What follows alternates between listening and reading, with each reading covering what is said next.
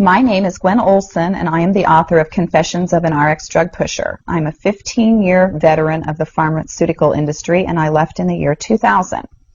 And what I would like to do today is I would like to dispel the myth that the pharmaceutical industry is in the business of health and healing. Because in fact, what the pharmaceutical industry is in the business of doing is disease maintenance and symptoms management. They are not in the business to cure cancer, to cure Alzheimer's, to cure heart disease, because if they were, they would be in the business of putting themselves out of business, and that in fact doesn't make sense. I don't want people thinking that I am a conspiracy theorist, because in fact there is no theory behind what I'm telling you. It's all provable. And what I'm saying is provable is that the pharmaceutical industry doesn't want to cure people. You need to understand, specifically when we're talking about psychiatric drugs in particular, that these are drugs that encourage people to remain customers of the pharmaceutical industry. In fact, you will be told if you're given a drug such as an anxiolytic or an antidepressant or an antipsychotic drug that you may be on the drug for the rest of your life. And very frequently people find that they are on the drugs for a very long period of time, if not permanently, because they're almost impossible to get off of. Some of them can have very serious withdrawal symptoms, and most of them can have extremely serious withdrawal symptoms if they're stopped cold turkey, but some people even experience withdrawal symptoms when they try to titrate or they try to eliminate the drug little by little, day after day.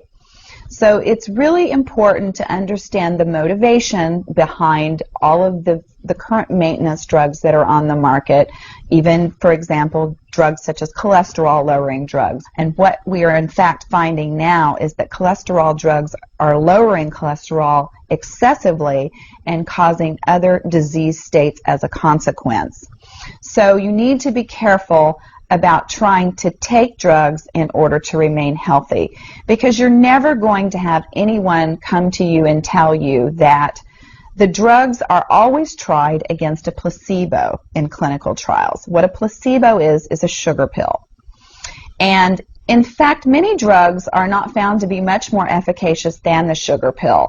And in a case in point actually is the recent clinical trials that were released in the meta-analysis that came out of the UK on antidepressants, on the newer SSRI, selective serotonin reuptake inhibitor antidepressants. And what was found was the information that activists and other researchers have known for decades, was that antidepressants are no more effective than placebo, no more effective than sugar pills. But yet there are over 44 million people that have been taking these antidepressants, and a large number of them people that have mild to moderate depressive episodes. In fact, they prove that the antidepressants were not effective in anyone with the exception of some of the most severely depressed patients. And I can tell you from personal experience that there are a number of things that depressed patients can do to improve their mental status aside from drugs that are quite effective and in fact more effective than placebo. Another recent study that was released showed that exercise was in fact more effective than either placebo or the antidepressant drug that they were compared to.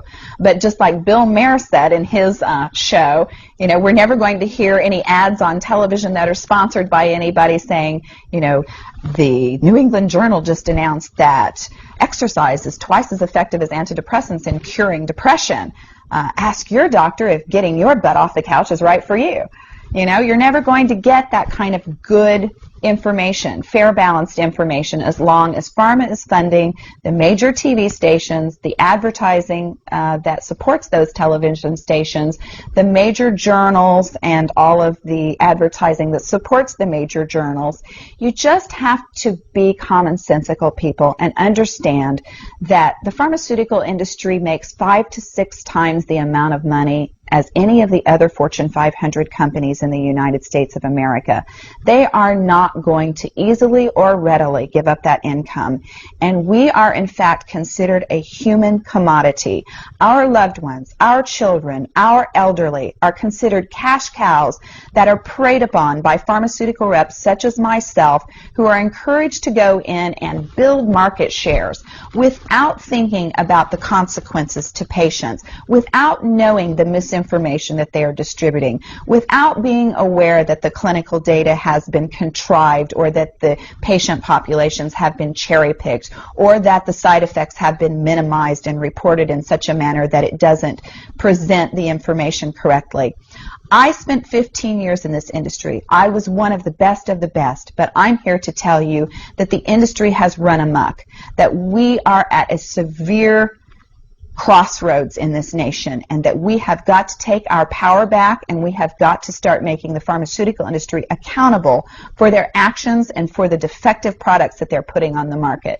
It won't be long before every American is affected by this disaster, and we need to be aware of what the differences are between diseases, between disorders, and between syndromes. Because if it doesn't have to be scientifically proven, if there are no tests, if there are no blood tests, CAT scans, urine tests, MRIs, if there is nothing to document that you have a disease, then you in fact do not have a disease, you have a disorder, and it has been given and has been diagnosed pretentiously, and you need to get yourself educated and understand that there are options, and those options are much more effective than drugs.